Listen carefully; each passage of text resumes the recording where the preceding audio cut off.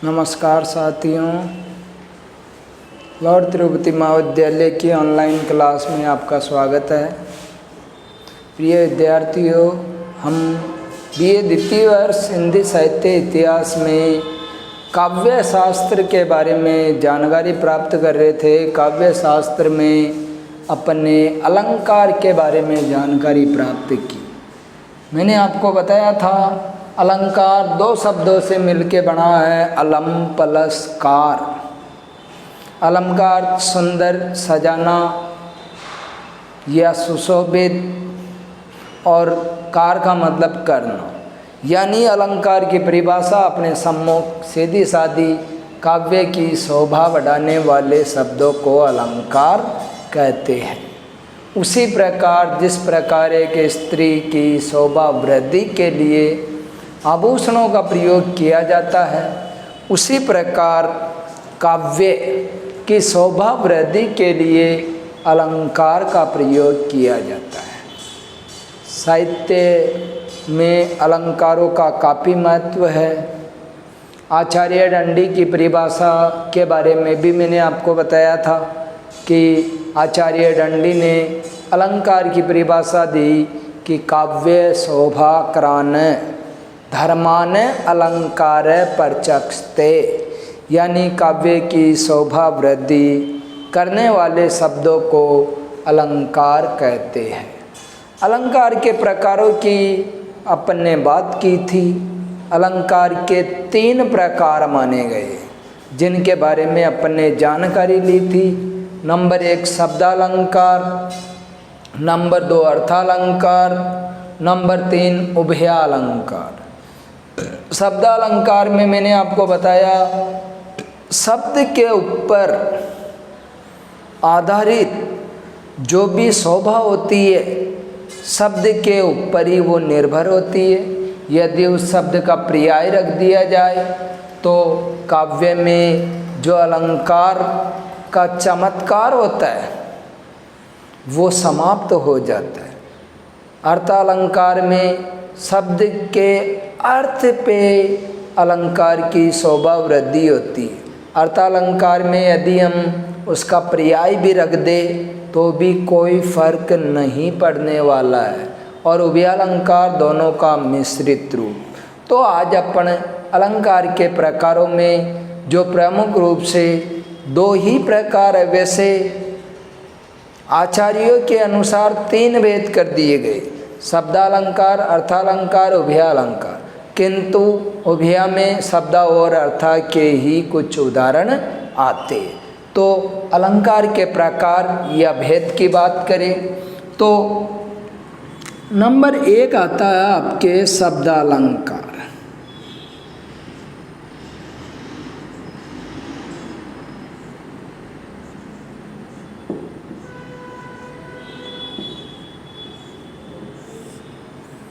शब्दालंकार में शब्द के ऊपर आधारित चमत्कार उत्पन्न होता है।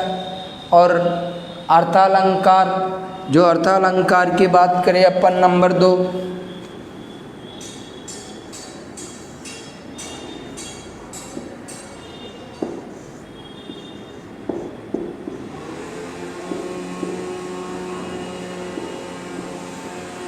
अर्थालंकार में शब्द के अर्थ पे चमत्कार उत्पन्न होता है।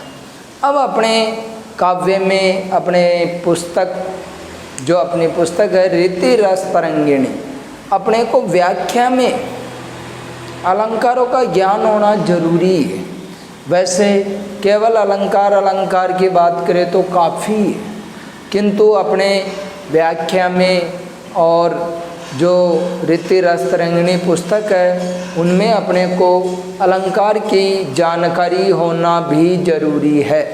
तो नंबर 1 शब्दालंकार में कौन कौन से आते हैं, अर्थालंकार में कौन कौन से आते हैं, ये अपन जानेंगे। शब्दालंकार में 5 प्रकार के अलंकार आते हैं, आपको ध्यान में रखने हैं। और वो है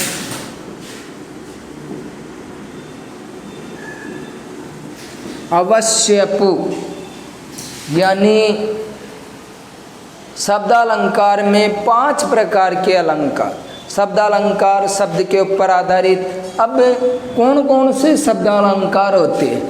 ऐसे अनुप्रास होता है नंबर 1,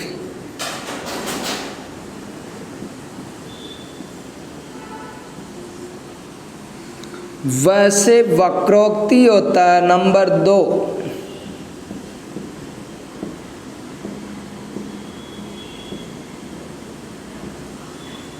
स से श्लेष होता है नंबर 3,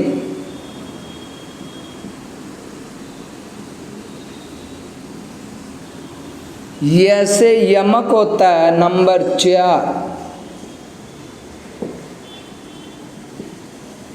और पू से पुनरुक्ति प्रकाश अलंकार होता है।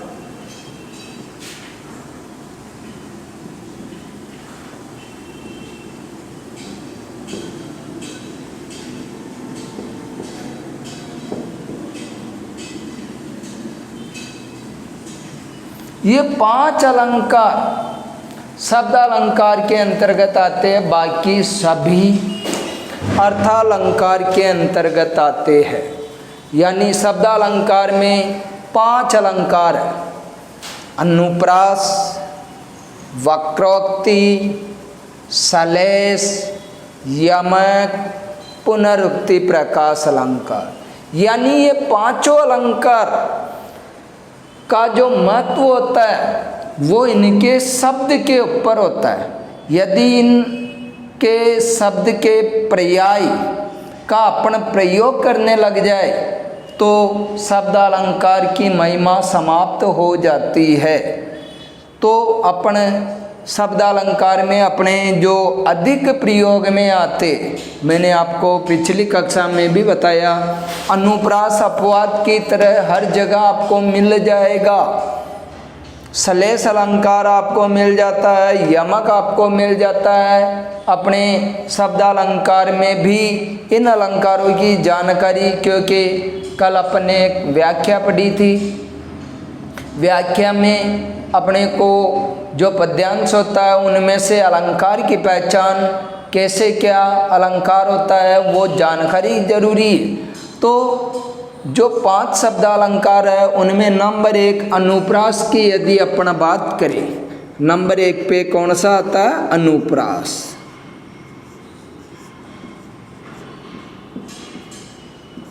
वैसे इनका कोई क्रम नहीं है कि सर नंबर 1 पे अपन अनुप्रास ही ले, श्लेष ले सकते हैं, यमक ले सकते हैं, किंतु अपन ने जिस क्रम से देखा उसमें नंबर 1 अनुप्रास।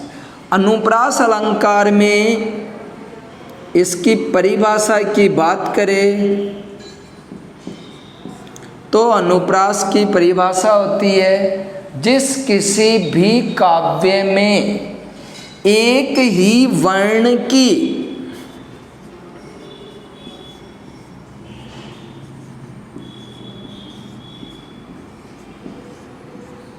आवर्ती 2 या 2 से अधिक बार हो,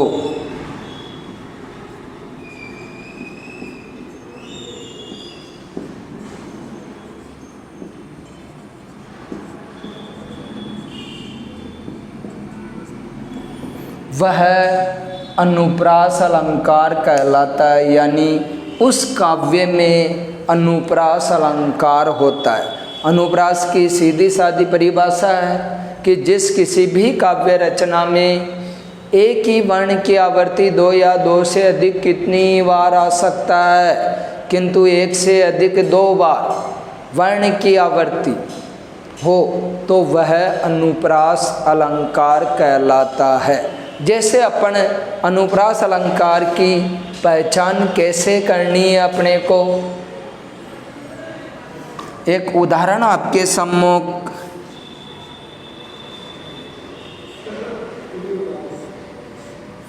उदाहरण बहुत से है। जैसे अपन कई बार संबोधन के रूप में या आदि में अपन वर्ण की आवर्ती लेते, तो यहाँ अनुप्रास के उदाहरण की बात करें, जैसे तरनी, तनुजा,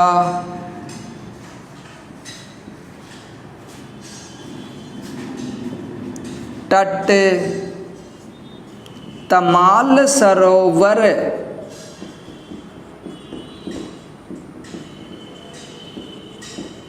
ये अपने एक छोटा सा उदाहरण लिया। अब यहाँ देखिए तय तय तय तय, एक ही वर्ण की आवृत्ति बार बार हो रही है। यहाँ तय आ गया, यहाँ तय आ गया, यहाँ तय आ गया, यहाँ तय आ गया।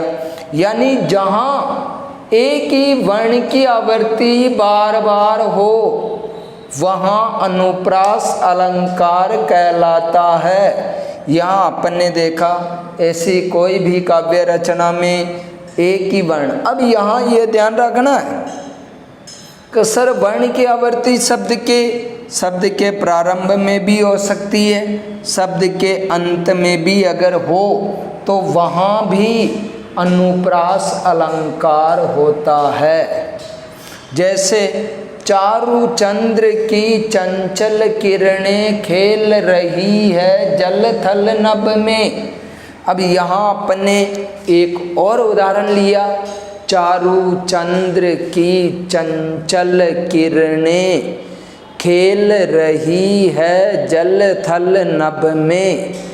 यहाँ च वर्ण की आवृत्ति बार बार हो रही है। एक हास्यप्रद उदाहरण भी इसमें लिया जाता है कि चंदू की चाची ने चांदी की चम्मच से चांदनी चौक में चाट चटाई। यहाँ च वर्ण हो गया। यानी अपने को मैंने आपको बताया, आप व्याख्या में हर जगह आँख मीच के विशेष में अनुप्रास का उदाहरण तो आप लिख ही सकते हैं। ये आपके शब्दालंकार है। यानी शब्द ये शब्द हो गया, शब्द में वर्ण का महत्व यहाँ बताया जा रहा है। तो ये आपके शब्दालंकार में नंबर 1 अपन ने जाना अनुप्रास। इसका सर्वाधिक प्रयोग अपने होता रहता है, काव्य रचना में ये देखने को भी मिलता है। नंबर 2 बात करें वक्रोक्ति। दूसरा जो शब्दालंकार में ही आपके है वक्रोक्ति।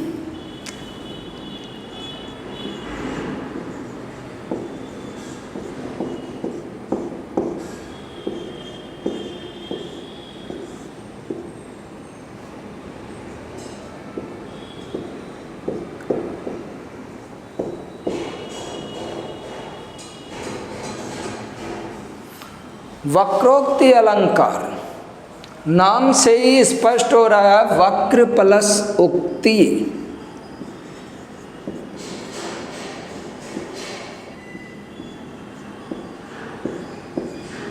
ए के बाद ओ आ रहा है, ओ बन रहा है। गुण संधि का उदाहरण है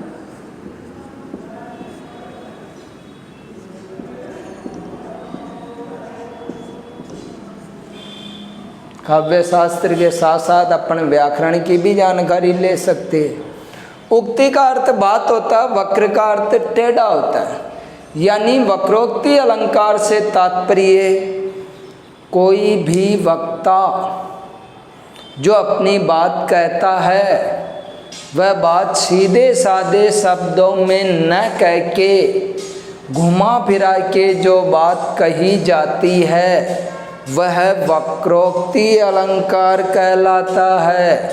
यानी कोई भी बात सीधे साधे शब्दों में न कह के उसे घुमा फिरा के कहा जाए, वहाँ वक्रोक्ति अलंकार होता है। वक्रोक्ति अलंकार के उदाहरण की बात करें तो प्रसिद्ध उदाहरण इसमें है कि एक बार राधे जी घर में थे, श्री कृष्ण भगवान बाहर से आए और उन्होंने राधे जी को आवाज़ दी कि द्वार खोलो राधे।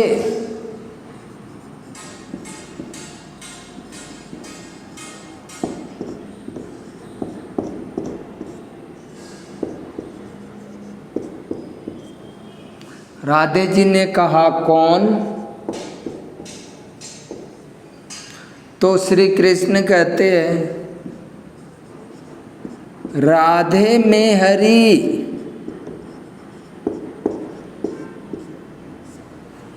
श्री कृष्ण ने कहा कि द्वार खोलो राधे। राधे जी ने कहा कौन? तो फिर राधे में हरि। श्री कृष्ण ने कहा कि राधे में हरि बोल रहा हूँ। श्री कृष्ण का पर्याय हरि भी है। तो राधे जी अन्य बात को टेढ़ी वक्र उक्ति में वानर को कित काम यहाँ।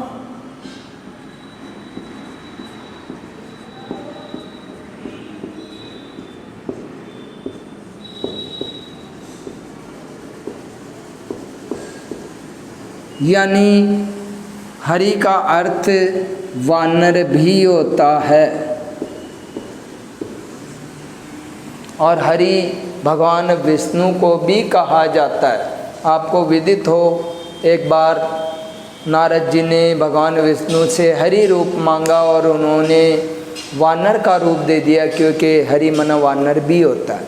तो वानर को कित काम यहाँ वक्र टेढ़े शब्दों में राधे जी ने कहा कि वानर को कित काम यहाँ। फिर श्री कृष्ण कहते राधे में घनश्याम।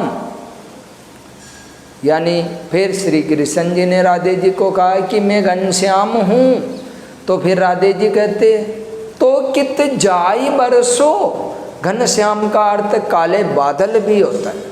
तो यहाँ कहने का तात्पर्य अपनी बात को सीधे साधे शब्दों में न कह के जो टेढ़े शब्दों में घुमा फिरा के कहा जाए वहाँ वक्रोक्ति अलंकार होता है। नंबर 3 पे आता आपके सलेस अलंकार। नंबर 3 पे सलेस अलंकार।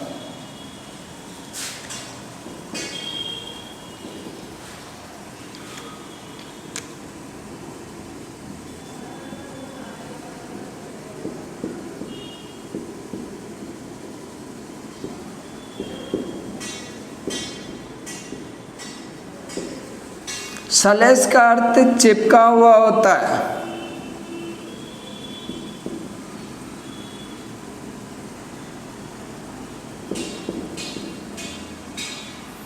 यानी सलेस अलंकार से तात्पर्य जहाँ काव्य रचना में एक ही शब्द के 2 अर्थ निकले वहाँ सलेस अलंकार होता है। रहीमदास जी का दुआ आपने सलेस अलंकार में सुना ही होगा कि रहीमन पानी राह किए बिन पानी सब सून। पानी गए न उबरे मोती मानस चून। यानी पानी शब्द का अर्थ यहाँ 3 है। पानी मन पानी, दूसरा पानी का मतलब इज्जत। कई बार अपन मुहावरे आदि में प्रयोग करते हैं पानी उतारना, यानी वहाँ पानी का अर्थ क्या हुआ? इज्जत। यानी सलेस अलंकार में एक ही शब्द के जहाँ एक से अधिक अर्थ निकलते हैं वहाँ सलेस अलंकार होता है। ये सलेस अलंकार का प्रयोग भी अपने रीति रसतरंगिणी पुस्तक में कहीं कहीं मिल जाता है। तो सलेस अलंकार में जब अपन व्याख्या करते हैं तो वहाँ अपने को ध्यान रखना है कि वहाँ अपने को सलेस के उदाहरण और अपने कवि भूषण उनके काव्य रचना में सलेस, यमक, अनुप्रास ये आपको खूब मिल जाएंगे। तो नंबर 3 अपन ने सलेस की बात की। नंबर 4 पे आता है यमक अलंकार। यमक का अर्थ होता है जुड़वा, यानी यमक से तात्पर्य जुड़वा।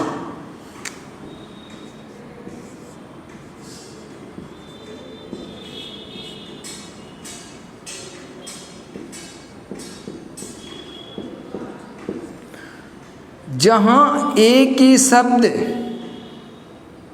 2 या 2 से अधिक बार आए, यानी एक ही प्रकार का शब्द 2 या 2 से अधिक बार आए, किंतु हर बार उसका अर्थ भिन्न भिन्न निकलता हो, यानी हर बार अर्थ अलग अलग निकले, वहाँ यमक अलंकार है। अभी अपन ने ऋतुकाल के राष्ट्रीय कवि भूषण की बात की, तो कवि भूषण के अपने ही पाठ्य पुस्तक में, अपनी ही रीति रसरंगिणी में यमक अलंकार के खूब उदाहरण है कि 3 बेर खाती थी सो 3 बेर खाती है। 3 शब्द 2 बार आ गया, बेर बेर 2 बार आ गया। नगन जड़ाती थी सो नगन जड़ाती है, यानी जहाँ एक ही शब्द 2 से अधिक बार आ रहा है, हर बार अलग अलग अर्थ निकल रहा है, वहाँ यमक अलंकार। जैसे मुझे खाना खाना है, अब यहाँ खाना खाना शब्द 2 बार आ गया, हर बार इनका अलग अलग अर्थ हुआ। खाना, एक खाने का अर्थ भोजन, खाना है यानी करना है, तो एक ही शब्द 2 बार आया ना, किंतु हर बार अलग अलग अर्थ। जैसे सजना है मुझे सजना के लिए, अब एक ही शब्द 2 बार आ गया। काली घटा का मान घटा, यानी यमक अलंकार के बहुत से उदाहरण आपको मिल जाएंगे। सारंग ले सारंग चली कर सारंग की ओट, सारंग ले सारंग दरियो सारंग सारंग माही, यानी यहाँ सारंग सारंग शब्द 7-8 बार आया है, और हर बार सारंग का अलग अर्थ। सारंग का अर्थ सांप भी होता है, सारंग का अर्थ मोर भी होता है, सारंग का अर्थ सिंह भी होता है, सारंग का अर्थ घूंघट भी होता है, सारंग का अर्थ स्त्री भी होता है, सारंग का अर्थ तालाब भी होता है, सारंग का अर्थ बादल भी होता है। तो ये इस प्रकार ये यमक अलंकार। और नंबर 5 पे पुनरुक्ति प्रकाश। पुनरुक्ति प्रकाश अलंकार से तात्पर्य एक ही शब्द 2 बार आए, किंतु हर बार उसका अर्थ भिन्न न हो। जस्ट इसका विपरीत, जैसे अपन कहते राम राम सा, अब यहाँ राम राम शब्द 2 बार आया, किंतु उसका अर्थ अलग अलग नहीं है। अपन कहते राधे राधे, अब यहाँ राधे राधे शब्द 2 बार आ गया, किंतु इसका अर्थ भिन्न भिन्न नहीं है। पुनरुक्ति यानी वापस दोबारा एक ही शब्द आ जाए, किंतु अर्थ भिन्न न हो, वहाँ पुनरुक्ति प्रकाश अलंकार। तो अपन ने जो अलंकार में शब्द अलंकार, केवल 5 अलंकार आपके शब्द अलंकार में हैं, बाकी इन 5 के अतिरिक्त जो भी अलंकार है वो सभी अर्थालंकार में आते हैं। तो अपन अगली कक्षा में अर्थालंकार की जानकारी प्राप्त करेंगे। धन्यवाद।